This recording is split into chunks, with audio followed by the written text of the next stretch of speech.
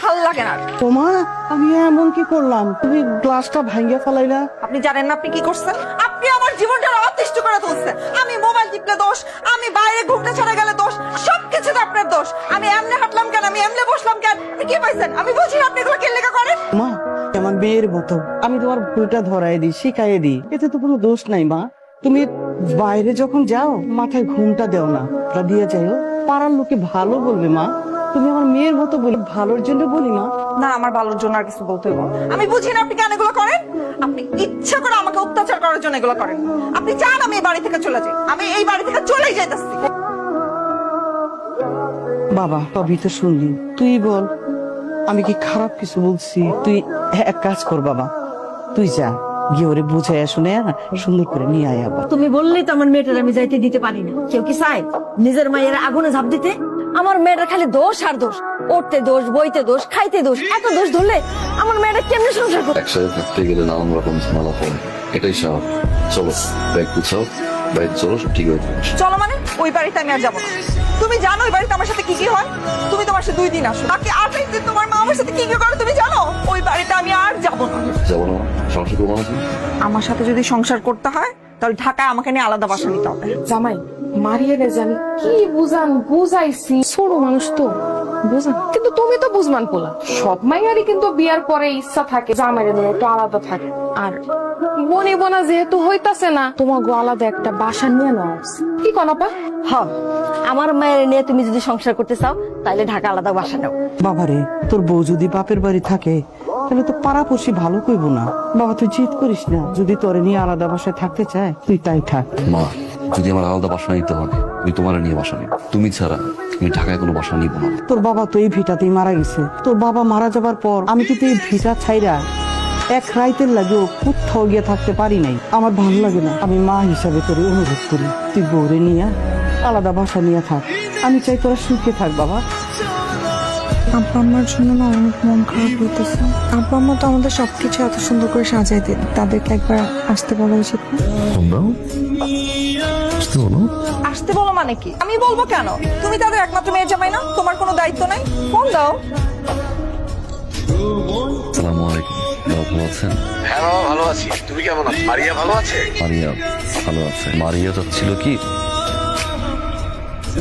আপনি, মা, সবাই যদি একটু আসতেন তাহলে ভালো হতো না? আসবো না মানে? অবশ্যই আসবো, আসবো, সবাইকে নিয়ে আসবো। শোনো না, মারে নিয়ে আসি। আমি তো আসতে না করি নাই। বাসায় তো রুম আর 5টা না, বাসায় রুম 3টা। আম্মা আসতেছে, আব্বা আসতেছে, মামি আসতেছে, মামা আসতেছে, সবাই একসাথে। আম্মা কই থাকতে বলো? কেমন আছিস? এই দেখ কারা কারা আসছে, দেখ দেখ দেখ দেখ, সবাই আসছে। শোনো মারিয়া, টাকা পয়সা বেশি বেশি করে সেভ করবা। আজকাল পুরুষ মানুষ আইজ আছে কাইল নাই, তাই না ভাবি? মাসের 20 তারিখে স্যালারি টাকা সব শেষ হয়ে যায়। আল্লাহ জান কিভাবে সব টাকা শেষ হয়। শেষ হয় না শেষ করে? আমার তো মনে হয় মায়ের দিয়ে আসে। আমারও তাই মনে হয়, সারাটাক্ষণ খালি মা মা মা মা মা। ভাবি লক্ষণ কিন্তু বেশি বাড়ানো, জামাইরে কি তাবিজ টুবিজ করছেনি? আমারও তাই মনে হয়, তাবিজ তোমার করতে পারে। কোনো চিন্তা করিস না, লোহাদা কেমনে লোহা কাটতে হয় এটা আমার খুব ভালো করে জানা আছে।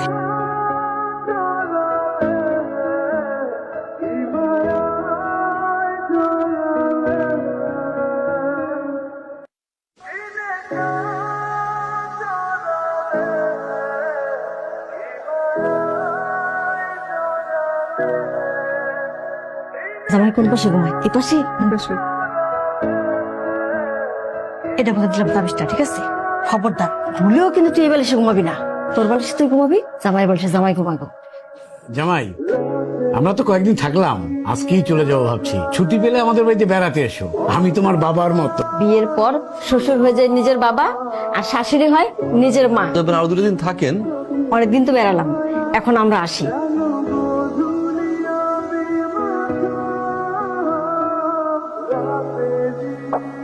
I'm pregnant. তুমি ভালো হচ্ছো।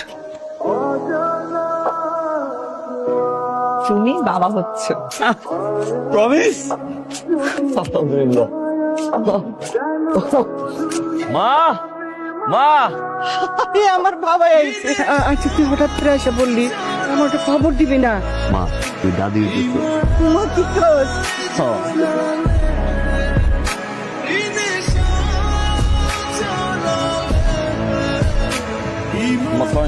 তোমার কি কোনো আক্কেল বুদ্ধির কিচ্ছু নাই?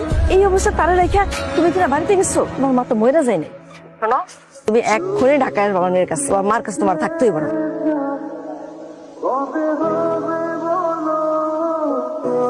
এই তোমার কি কোনো কাণ্ড জ্ঞান নাই? এটা আমার পথই, বাড়িতে একা, বাড়িতে যদি ডরায় একটা দুর্ঘটনা ঘটে, তাড়াতাড়ি তুমি ঢাকায় আসো। বাবা আমি কই কি, তুই শহরে যা, আমার কথা চিন্তা করিস না। আসছো তুমি? মায়ের শুভ আছে। এই দাঁড়ো, না এসে উপায় আছে মানে? কি শুরু করছো তুমি? এতদিন পরে আমি মার কাছে গেছিলাম, তোর মামার কল, মামির কল, খালার কল, বাবার কল, মায়ের কল। সমস্যা কি বলতো একটু আমাকে বল না, সমস্যা তুমি আমাকে এইরকম একটা সিচুয়েশনে রেখে তোমার বাড়িতে গেছো? কোন সিচুয়েশন রেখে গেছে মারিয়া? তুমি কি 7 মাসের প্রেগনেন্ট নাকি 6 মাসের প্রেগনেন্ট? মাত্র কনসেপ্ট করছো তুমি। বলো কোন সিচুয়েশন রাখছি আমি? বলো না আমি কি সিচুয়েশন তোমাকে রাখছি। যা বলছো তাই তো করছি না। ঢাকায় বাসায় এসে বলছি নিছি আমি। তো মামা আসছে, আমি আসছি, বাবা আসছে, আমার কোনো আপত্তি নেই। আমার মা আসছে। এত বড় একটা বাসা নিছি আমি, সেই বাসার ভিতরে আমার মা এখন বলতে আসে না, অসুস্থ মহিলা সে। আমি গেছি একটা রাত আমার বাসায় থাকতে, একটা ফোনের পর ফোন। বাড়িতে গেছো, সাথে সাথে কান পড়া দিয়ে দিছি তোমার মা। এতদিন ওয়েট করছিলাম, বুঝ দিবে, তারপর আমার কাছে ক্ষমা চাওয়া তোমার মতো নেই। আমি না তোমার সাথে আর সংসার করতে চাই না। মনটা দেখতেছি এটা খুবই খারাপ। একটা হিসাব মিলাচ্ছিলাম, আমরা পুরুষরা খুব অদ্ভুত।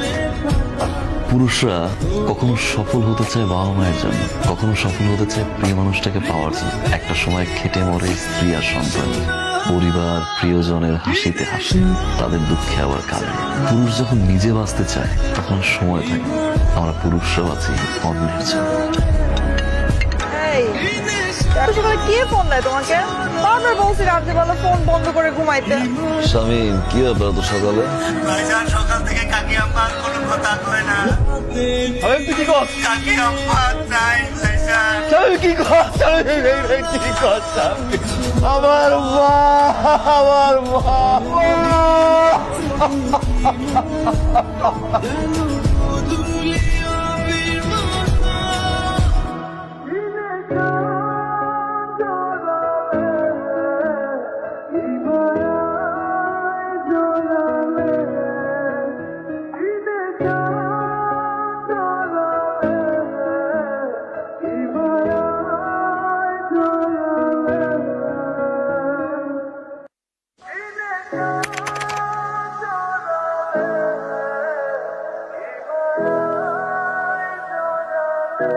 আম্মা কান্না করতেছেন কেন? আমরা কি সারা জীবনের জন্য আমেরিকা যাইতেছি? আব্বা দেখেন কেমন কান্না করতেছে, একটু বুঝান না। আম্মা, আব্বা, আপনাদের কি একলা মন খারাপ হয়? আমাদের মন খারাপ হয় না? আর আপনারা এত টেনশন করছেন কেন? আমি আর আপনার ছেলে মিলে আপনাদের জন্য বেস্ট বৃদ্ধাশ্রমটাই খুঁজে বের করে দেব। এখানে কিন্তু আপনাদের কোনো কিছুর কোনো সমস্যা হবে না। ফোন দিয়ে আমরা ফোনে কথা বলবো। আরে তুমি এখানে দাঁড়ায় আছো কেন? তুমি কি ভুলে গেছো যে কালকে আমাদের ফ্লাইট? চলো, দাঁড়ায় আছো কেন? চলো। আমি জানি আমাদের ছেলে আমাদের এখানে একবারে ফালা রেখা চলে গেছে, ও আর কোনোদিন আম করে এখান থেকে নিতে পাবো। আমিও জানি, তোমারও জানার কথা। আজকে থেকে 25 বছর আগে তার মায়ের কোল দিয়া তার সন্তানরে তুমি কাইরা নিছিলে। 25 বছর পর তোমার কোল দিয়ে তোমার সন্তানরে কাইরা নিয়েছে। প্রকৃতির বিচার। ওই আল্লাহ ছাড় দেয়, ছাইরা দেয়।